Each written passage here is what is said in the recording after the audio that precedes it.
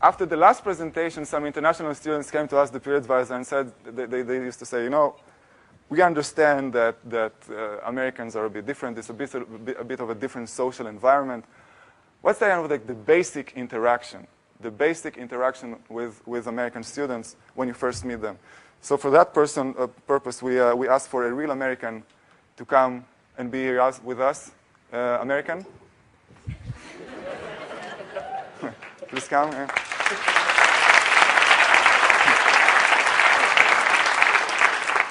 So this is a real American. Let me just turn the light off here. Okay, so before we start, how do you recognize an American?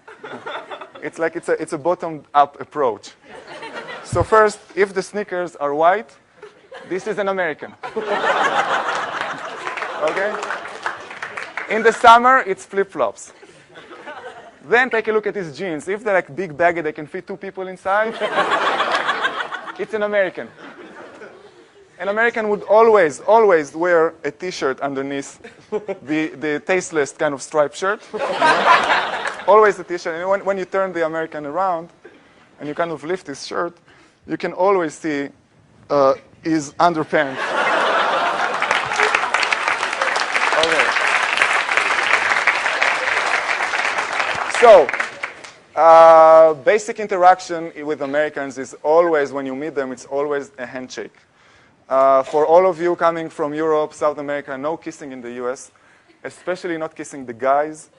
I would suggest don't kiss the women when you first meet them.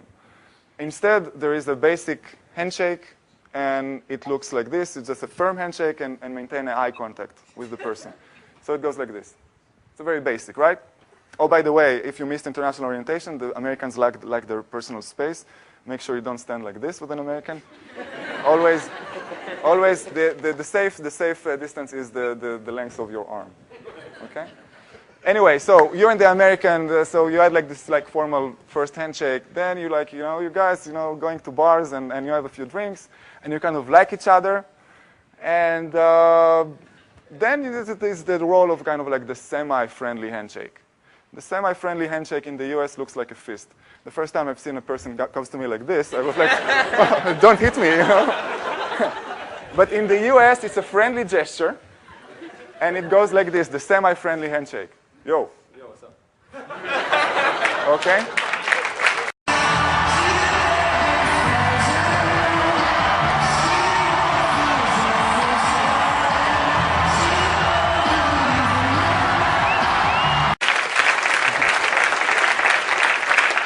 Then, you have a few more drinks with the guy, and by now you are like good friends, you're brothers, You like the guys as much as you like yourself.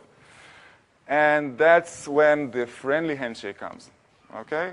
The friendly handshake is very different in different parts of the US. It's kind of hard to make. You have to learn it. I'm serious.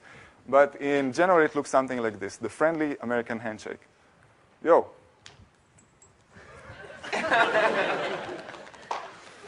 Then you have a few more drinks with the guy, Now you're drunk, and you love the guy you were like separated in birth, You are lovers. There's nothing more in this planet than this American guy right over here. At this point, you are allowed to hug the guy, but in the US, you never hug like this, It's considered inappropriate. Instead, there is the American hug, which is the highest form of affection in North America. So, ladies and gentlemen, the American hug. Yo. Kabir.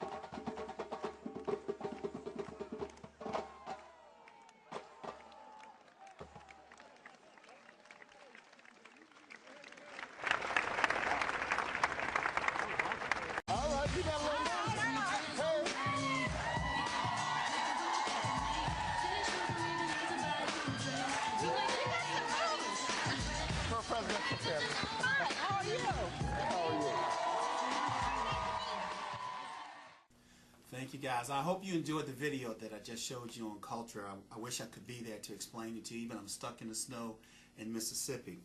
I wanted you to understand that the cultures, there are differences within culture, and see how George Bush kind of struggled when he dealt with the African culture, and how easily Barack and Ellen flowed within the rhythm and blue culture and those type things. But I want to see the look on your faces. Sorry I missed that.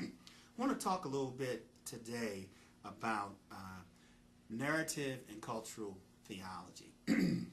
We'll take a look at Christianity and secular cultures, as well as how our narrative story helps us to define our theology.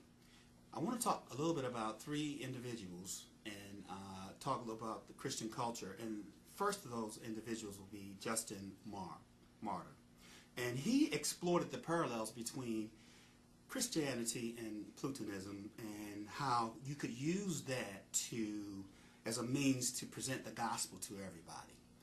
He was from the belief that you're living in the society, people are aware of the society, and you could use that to help further the cause of the gospel. Another person is Tertullian, and Tertullian, he came back at it a different way, and he says, what does Athens have to do with Greece? That's his great question. In other words, he thought of a countercultural movement, saying that, hey, we don't want to do any of those things that these guys are doing, because the Christian had been persecuted by Greece and by those individuals. They grasped hold of what he said. He said, let's keep it simple. We're not going to engage in any of those secular things. What we do is the right thing, and pretty much all that other stuff is not really the way it should be. And then there's Augustine, Hippo. And Augustine came after that and says, hey, it's not the resources, it's not the silver, it's not the gold, it's not the clothes or those things that are bad. It's the people that have demonized or have made those things bad. But those materials and things, you can use those if you use them in the right fashion and in the right way. And he goes back and he says, look at Moses, and look at the Israelites coming out of Egypt, how when they left they took gold and silver and they hid some of the clothes, and they took that stuff out there and said, hey, they wanted to use those things, but use it for a better purpose, a good purpose, as opposed to a purpose of lavishness and immorality and those things like that. And then I want to talk a little bit about the narrative piece. The narrative piece is the story. The biblical stories and all those things that take place that help define our theology. The narrative, and I would like to even tell you, my narrative helps define who I am. The stories that I've heard, the stories that my grandparents and those people have passed along to me, that how God can see us through, and how the prayers, how they constantly pray for us, and through that, those stories help define us. So in our chapter today, or in our concepts today, we're going to look at those. We're going to look at the tenets and the theories. We're going to look at those great theologians and how they viewed culture and narrative. And I'm not going to take up any more of your time. I miss everybody. I'm sorry I'm not there today, but I'm going to pass this on to my team members as we go into further depth and cover this material. Thank you. Miss everybody. Love you.